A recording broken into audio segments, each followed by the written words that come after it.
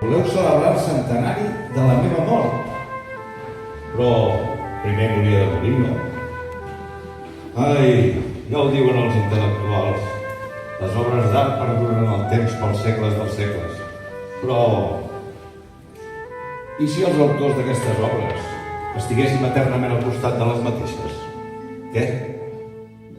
Heu pensat, això? No em miri així, home. Em miri així, que estic viu.